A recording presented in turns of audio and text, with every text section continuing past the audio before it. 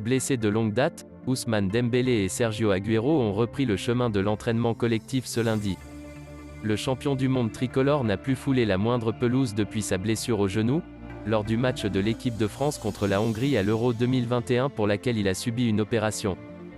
De son côté, Sergio Agüero n'a toujours pas fait ses débuts avec son nouveau club, lui qui est arrivé libre cet été en provenance de Manchester City. En cause, une blessure contractée au mollet lors d'une séance de pré-saison le 8 août. Cependant, il est encore trop tôt pour dire si l'Argentin et le Français pourraient revenir sur les terrains pour le match de Liga contre Valence le 17 octobre. Tout dépendra de leur progrès à l'entraînement collectif cette semaine. Alors que Ronald Koeman va pouvoir retrouver sous peu quelques forces vives comme Ousmane Dembélé ou Kun Agüero qui viennent de reprendre l'entraînement, quelques mauvaises nouvelles arrivent néanmoins des rassemblements internationaux. Le Barça vient en effet de communiquer sur la blessure de Ronald Araujo, le défenseur central victime d'un pépin aux ischio et qui va devoir revenir de manière prématurée à Barcelone pour se soigner. Blessé au genou depuis l'Euro 2021 avec l'équipe de France, Ousmane Dembélé n'a toujours pas disputé la moindre minute de jeu cette saison. En plus de cela, son contrat avec le FC Barcelone arrivera fin en juin 2022. À cette date, s'il ne prolonge pas avec le Barça, le champion du monde sera libre de s'engager gratuitement avec le club de son choix. Pour le moment, les discussions entre le FC Barcelone et le clan Dembélé n'aboutissent pas. D'autres clubs pourraient alors bien profiter de cette situation. En effet, selon les informations de Mundo Deportivo, le joueur du Barça a été proposé à plusieurs grands clubs européens.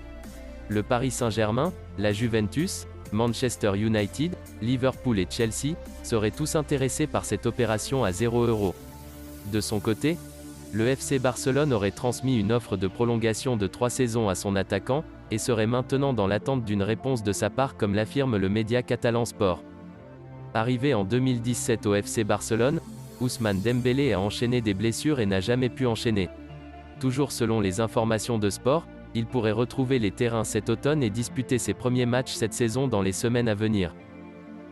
Dans une situation financière désastreuse, le Barça va pouvoir se donner un peu d'air, en négociant un nouveau sponsor maillot. En fin de contrat avec Rakuten, le club catalan veut gagner autant que lors de la signature en 2017 avec l'entreprise vente en ligne japonaise. C'est du moins ce qu'a laissé entendre Eduard Romelu, vice-président économique du Barça au micro de TV3. Nous ne regardons pas la valeur actuelle mais celle d'avant la pandémie. Celui qui veut que son nom orne ce maillot devra payer. Cela veut dire que le futur sponsor maillot des Blaugrana devra débourser au moins 55 millions d'euros. Un chèque probablement attendu avec impatience par Juan Laporta.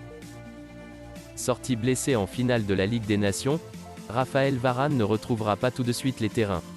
Manchester United a annoncé ce mardi que Raphaël Varane manquerait plusieurs semaines de compétition à la suite de sa blessure à l'aine, en occasion de la finale de Ligue des Nations face à l'Espagne.